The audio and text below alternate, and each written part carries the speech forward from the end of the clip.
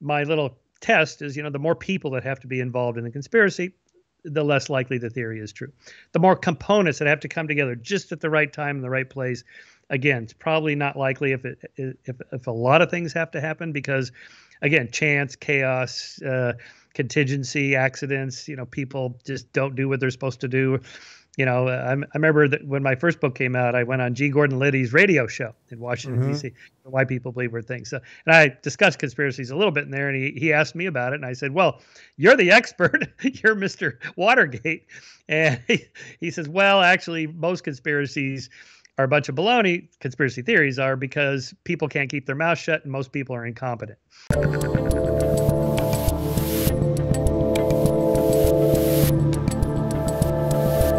Where do you think social media, or how do you think social media plays a part in all of this? One of the things, just in terms of the way the internet's structured, that I always think about is I remember the internet when it started, or started on basic AOL or Prodigy or something.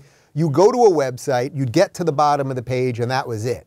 Meaning you could scroll for a certain period of time, and then it would stop. Then we got infinite scroll. So more and more and more kept coming. If you're on Twitter, you can go more and more and more. That rabbit hole is endless now. And I think a lot of that probably also feeds a certain part of the brain that would lead people to some of these ideas. Yeah, it does. The history of conspiracism, there's always been conspiracy theories, nothing new there. But the spread of them in real time and the depth that people could go, I talk about in the book of the JFK conspiracy theorists, back in the 60s and 70s, they're just meeting in little hotel conference rooms with 24 people, and they have their little mimeograph newsletters that they mail out, And so not very many people, knew about this or were into it.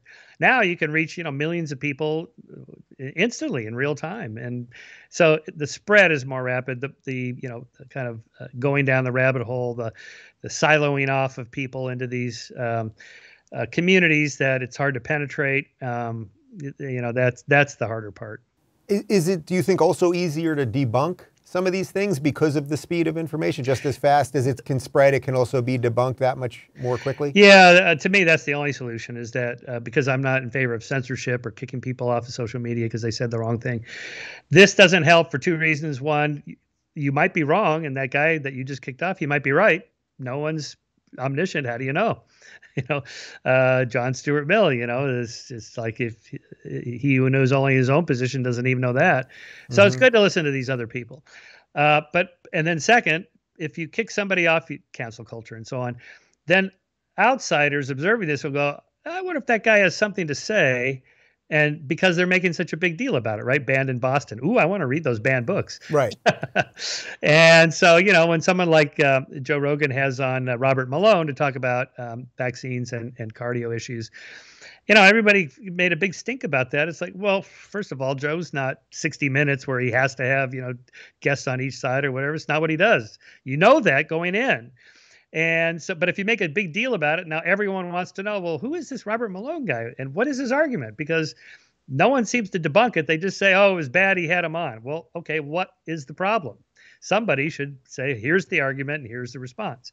And what's so interesting about that is, if you remember, so he has Dr. Malone on, who had, I think, if I'm not mistaken, more patents on mRNA technology than anybody. I mean, it's not like this guy's a kook, right? So he has him on. The media goes crazy about it because he's talking about ivermectin and all of these things.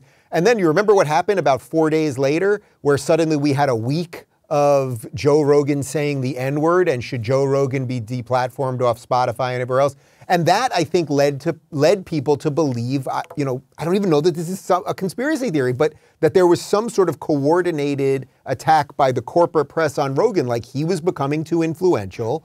So it behooved CNN to push these, Joe Rogan's a racist stories, because he's moving in on their territory. I don't know if that's a conspiracy. I mean, I don't have the documents from Zucker at CNN, but it feels like something that's kind of there. I suspect that's not a top-down conspiracy like we think of a conspiracy theory of, the Illuminati or somebody cigarette-smoking people behind closed doors are calling the shots. And the reason I'm skeptical of most of those theories is because the world is too complex. There's too much randomness. There's too much chaos from the bottom up, and no one can control it. No one's in control. This is part of my theory, is that it's one thing to be a little afraid or anxious about there's some cabal going on of 12 people called the Illuminati running the world and doing a crappy job of it. But it's quite another to think, actually, nobody's in control. Right there, no one can explain the economy, why wars break. I mean, I don't think Putin even knows if he's going to use tactical nukes or not, let alone Biden or our Defense Department. Or I don't think anybody knows. It's just impossible to know. So do you view that as, is that scarier or more comforting if nobody's in control? I like it because I'm kind of libertarian in my personal attitudes, and it's okay with me. But people that prefer a structured hierarchical worldview that's predictable, they're not. And they tend to be more conspiratorial in their thinking, a little more paranoid, a little more suspicious that there's things going on. And again, things do go on. So how do you know? Well, my little test is, the more people that have to be involved in the conspiracy, the less likely the theory is true. The more components that have to come together just at the right time in the right place. Again, it's probably not likely if a lot of things have to happen because, again, chance, chaos, contingency, accidents, people just don't do what they're supposed to do. I remember that when my first book came out, I went on G. Gordon Liddy's radio show in Washington, D.C., why people believe weird things. So, and I discussed conspiracies a little bit in there, and he asked me about it, and I said, well, you're the expert. You're Mr. Watergate. And he says, well, actually, most conspiracies are a bunch of baloney. Conspiracy theories are because people can't keep their mouth shut, and most people are incompetent. And, so this is like 9/11 truth. The Bush administration was in on 9/11. Let it happen on purpose, lie up, or made it happen on purpose, my up. Well, in fact, negative evidence, WikiLeaks, millions of classified documents, not one document about 9/11, or we know they're coming, or we're going to let it happen, or, planting explosive, nothing, right? So that tells me if it was an inside job, and these were classified documents, we would predict that there should be some leakage there. There isn't. Because most conspiracies, we do find out about them, right? Lincoln was assassinated by a conspiracy. We knew within hours who did it. Same thing with Kennedy. I mean, Oswald was discovered within an hour. They had him at that theater. And so we find out about these things. But not one person wants to go on record about, the fake moon landing or 9/11 is an inside job, or not one. So that's very probably not true. What would you say about something like the Hunter Biden laptop story where, New York Post, which is generally thought of as a reputable news organization, they say this is true.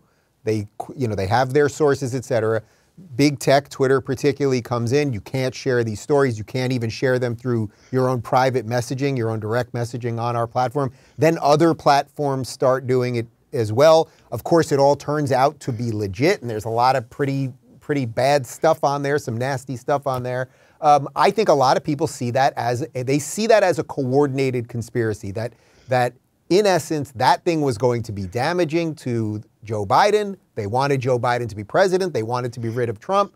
We accept that big tech can just get in on this. Like, is that a conspiracy, or is that interesting? Yeah. That's an interesting example, because here it would be a conspiracy in the traditional sense if, say, the news networks called each other and said, I'm not going to run the story. Are you going to run the story? I won't run it if you won't run it. If that was shown, that would be a more traditional definition of a conspiracy. More likely is more of kind of a cultural shift or trend. We're all liberals. We want to protect our guy. And so we're just going to bury the story. I'm going to do it and you're going to do it. It's kind of common knowledge. I don't have to call you up. You just know that, we're going to kind of work together to support our guy or criticize the other guy. That's more normal. That happens, I think, a lot without the concerted top-down, private phone calls kind of messaging to coordinate the effort. That would be my suspicion for that one. If you're looking for more honest and thoughtful conversations about academia instead of nonstop yelling, check out our academia playlist. And if you want to watch full interviews on a variety of topics, check out our full episode playlist. They're all right over here. And to get notified of all future videos, be sure to subscribe and click the notification bell.